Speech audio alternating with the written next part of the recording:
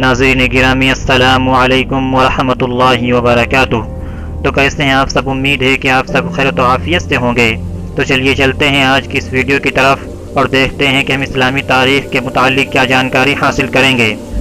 جیسا کہ آپ کو معلوم ہے کہ اس چینل پر اسلام کی تمام تاریخیں بالترتیب روزانہ فراہم کی جاتی ہیں، تو تمام اسلامی تاریخیں حاصل کرنے کے لیے آپ اس چینل کو سبسکرائب کر لیں اور ساتھ ہی میں بیل آئیکن کو بھی پریس کر لیں تاکہ ہماری طرف سے آنے والی ویڈیوز آپ تک بآسانی پہنچ سکیں اور آپ اسلامی تاریخ سے بآسانی واقف ہو سکیں اور حضور اکرم صلی اللہ علیہ وسلم کی زندگی کو بآسانی آپ پڑھ سکیں اور جان سکیں۔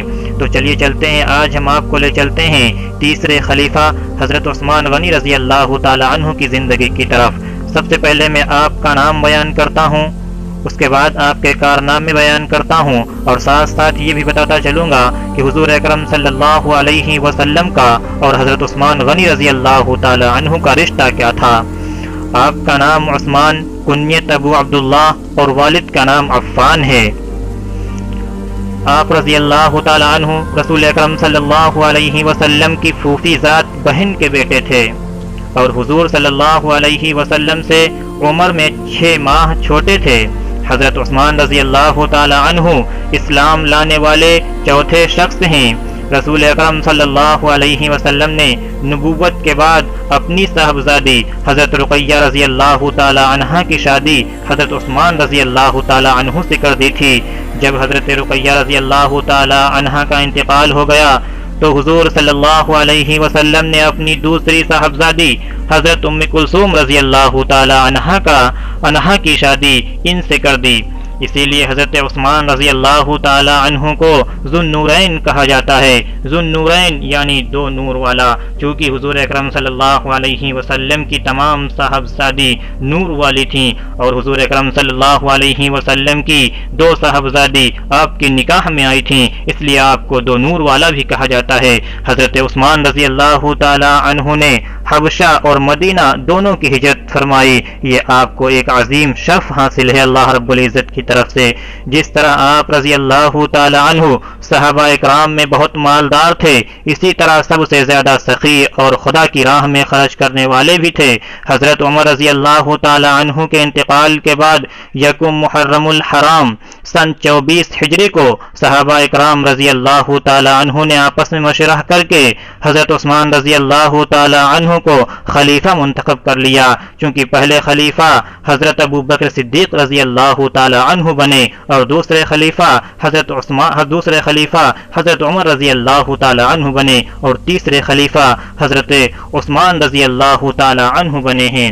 اور آپ کی خلافت میں آپ نے خود بڑے بڑے کام انجام دیے، جس میں پوری امت کو ایک نسخہ قرآن پر جمع کرنا، مسجد نبوی اور جنت البقیع کے حصوں کو وسیع کرنا، چونکہ آپ کے وقت میں مسلمان جوق در جوق اسلام میں داخل ہو رہے تھے، مسلمان جماعت بنا کر اسلام میں داخل ہو رہے تھے۔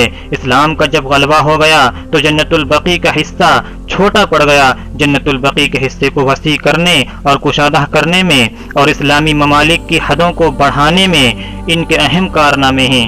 وہ اسلام اور مسلمانوں کی خدمات انجام دینے میں منہمک ہی تھے کہ منافقوں نے سازش کر کے مسلمانوں کو اندرونی اور بیرونی فتنوں میں مبتلا کر دیا۔ ان تمام فتنوں کو پھیلانے میں عبداللہ بن سبا نامی یہودی پیش تھا، آگے تھا۔ وہ ظاہری طور پر مسلمان ہوا تھا، اسے اسلام، مسلمانوں اور خاص طور سے حضرت عثمان غنی رضی اللہ تعالی عنہ سے بغض و عداوت تھی۔ مسلمانوں میں آپسی اختلاف پیدا کرنے کے لیے اس نے کوفہ، بصرہ، دمشق اور مصر کا سفر کر کے ایک بڑی جماعت کو اپنا ہم خیال بنا لیا۔ اس نے تمام نازک مسلمانوں کو اور تمام سادے مسلمانوں کو بہکا کر اپنے ساتھ داخل کر لیا۔ یہ لوگ اس وقت مدینہ پہنچے جب اکثر صحابہ حج کے لیے مکہ گئے ہوئے تھے۔ انہوں نے مدینہ میں حضرت عثمان رضی اللہ تعالی عنہ کے گھر کا محاصرہ کر لیا اور ان کا کھانا پانی بھی بند کر دیا۔ 18 ذوالحجہ 35 ہجری جمعہ کے دن قرآن کریم کی تلاوت کرتے ہوئے حضرت عثمان غنی رضی اللہ تعالی عنہ کو شہید کر دیا گیا۔ عزیزان گرامی، یہ تھے حضرت عثمان غنی رضی اللہ تعالی عنہ کے مختصر سے کارنامے، اور آپ جن کو حضرت عثمان غنی رضی اللہ تعالی عنہ نے اپنی خلافت کے اندر کیا تھا۔